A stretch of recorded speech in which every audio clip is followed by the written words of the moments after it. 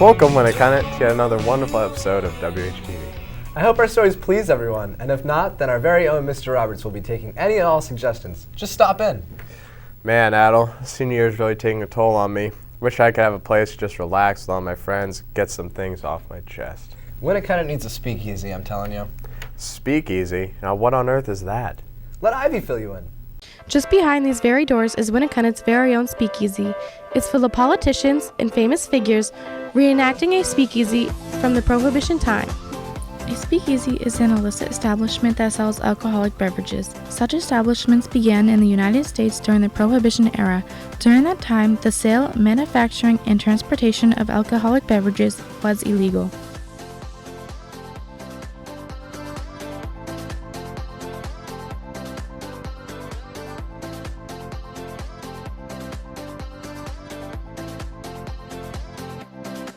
So my name is Lucky Luciano. I am America's most powerful gangster during this decade of the 1920s. I started out at the age of 19 pretty much killing off New York's biggest crime lords, so I became the most powerful man in America at that point.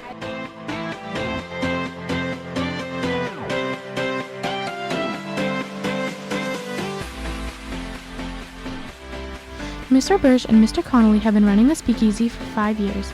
It offers students a fun way to test their knowledge instead of just taking any ordinary test. My name is John T. Scopes. I was a biology teacher back in the 1920s, and I was arrested for illegally teaching evolution in schools because at the time an act was passed that banned the teaching of it. And so I went on trial, and it's one of the most famous trials in American history.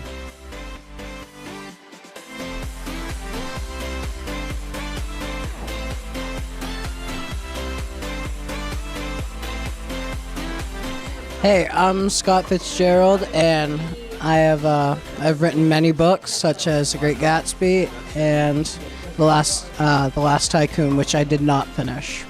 I've become an alcoholic in my last days, and I have not been successful with my money. I'm John Dillinger. I robbed over 12 banks and made $500,000 off of them. Today's money, it was $7 million. I escaped from 3 prisons, finally committed a federal offense in 1933 by committing grand theft auto, and eventually I was tracked down and shot in the head and 4 times in the chest. That's a quality story, Mike. Oh man, Adel, your breath smells horrible. What'd you eat, onions? No, actually, mattresses. Oh, how'd you get a mattress to eat? There was a mattress sale held here at our very own Winnicott this past Saturday. Although there wasn't as big a turnout as last year, the senior class did make upwards of $5,000. Great job, seniors. Hey man, do you know what a yurt is? Actually, I think I do. Miss Johnson mentioned them in her class, but I don't think I could ever live in one myself. Agreed. Interesting, but not practical for me. Let's go take a look at the life inside a yurt. The story was by Sarah and Maggie. Imagine living without electricity, internet connection, or running water. Mr. Whippy, an intern with Mr. Edgar in the science department, voluntarily chooses to live this way in a yurt out in Durham, New Hampshire. A yurt is a circular structure that comes from Mongolian heritage. They're used as portable dwellings that the Mongolians could pack up onto their ox carts and follow the herd. Mr. Whippy decided to live in a yurt because he said it helps ground him, connect him closer to the natural world, and gives him a healthier life perspective. So I became affiliated with a farm in Lee called Tuckaway Farm, and their mission is to live sustainably and work and grow with the community that they're a part of. And so I had a unique opportunity to start working with them and helping them out and volunteering. And so I learned how to build my yurt by helping out on the farm. In exchange for, at night, I'd get woodworking lessons and tips and plans for building a yurt. My yurt is set up on the property of the Brown Center, and that is a center for innovative learning that hosts a ropes course, a conference center, and also conservation land.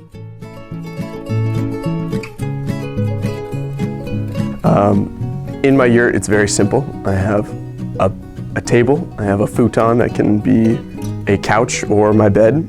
I have a center table. I've got a bureau with drawers for my clothes. I've got a trunk with some clothes, a hanger for some shirts to be teacher clothes, like my wood stove, and a desk. That's all I got inside.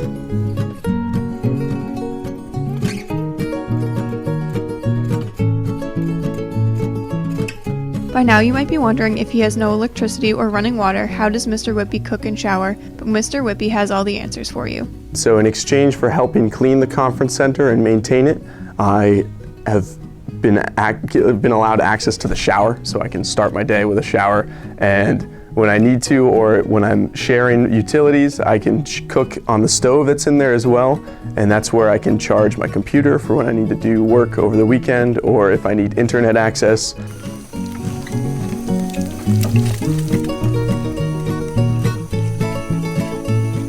Since Mr. Whippy doesn't have electricity, he uses solar lights to light up his yurt. During the day, the lights collect rays from the sun, and at night he turns them on and hangs them in his yurt. So as things got colder, for me that meant that I had to wear a few more layers, and I would start a fire as soon as I could get home. And if I didn't start a fire, that meant I basically wore snow gear throughout the winter to make sure that I could stay warm. I think it's fantastic. We had a chance to go visit, me and my wife and the kids, and we went and checked it out. It is an absolutely beautiful space. I think what is really impressive is that he built that himself. And I think the feeling that he has, the pride that he takes, even though he's very quiet about it, the pride that he takes that he made his own home, I think is really cool. I'll live in my yurt until the internship for me ends. And so, but then once I'm done here, I will pack it up and move it over to the summer camp that I work at, Camp Dakota. And so I'll at least live in it through August and perhaps beyond.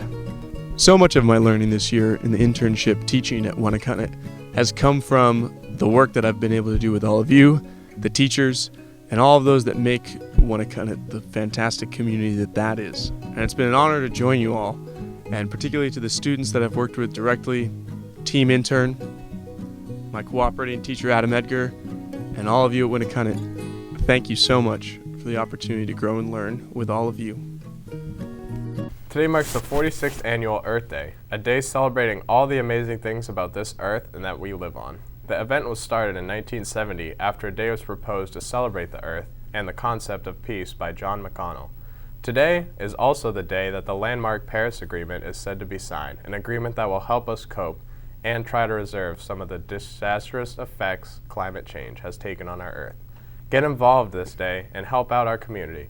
Send the WHTV crew a picture of you or your friend helping out the Earth, and you may be included in our next show.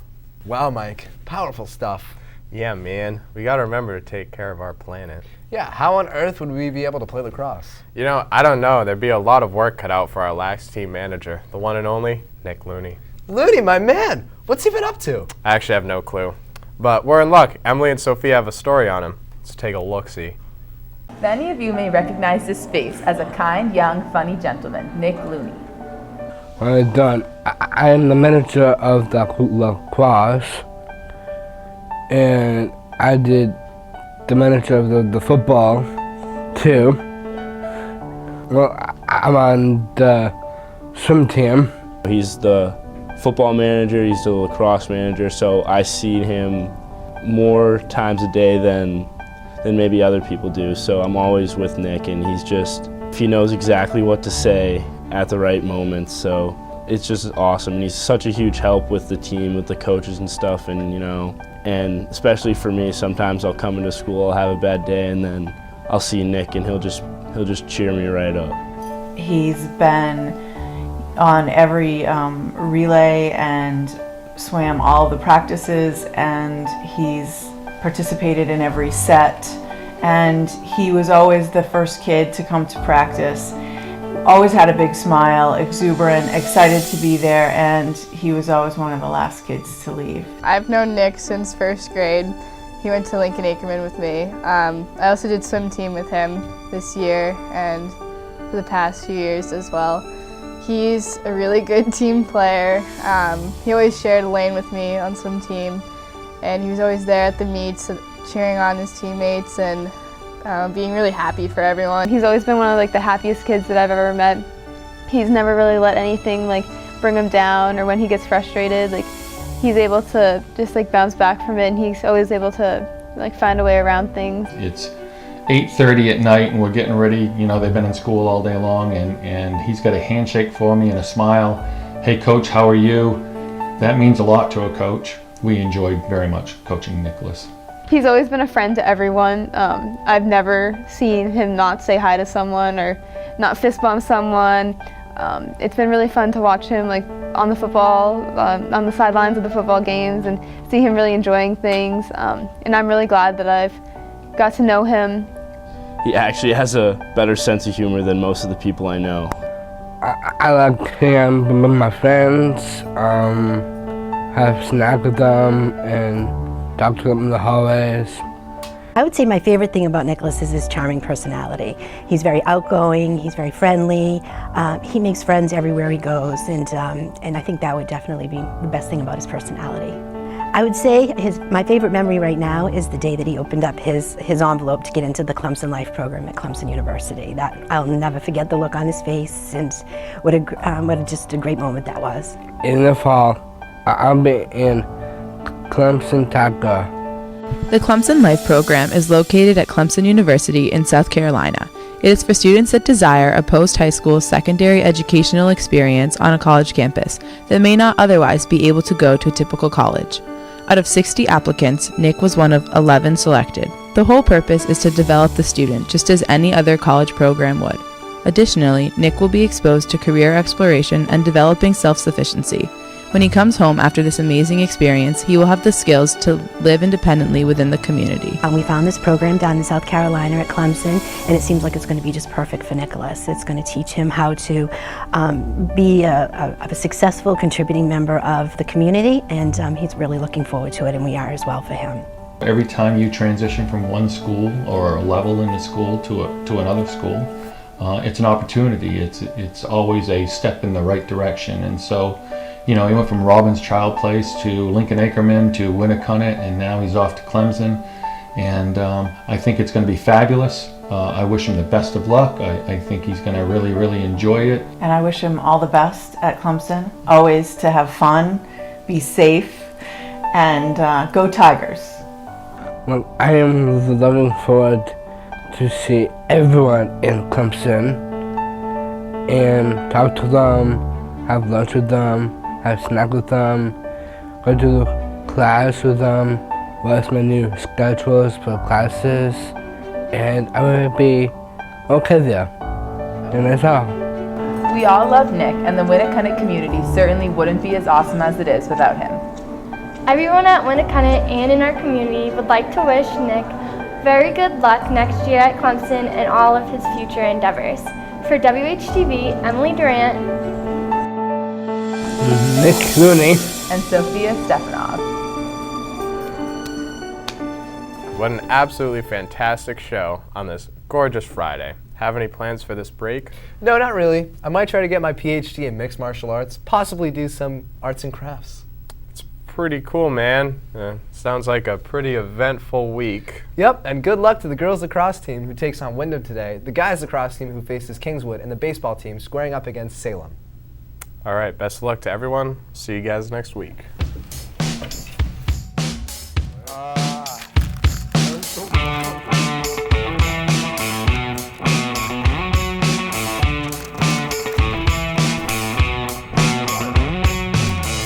There's a mattress sale here.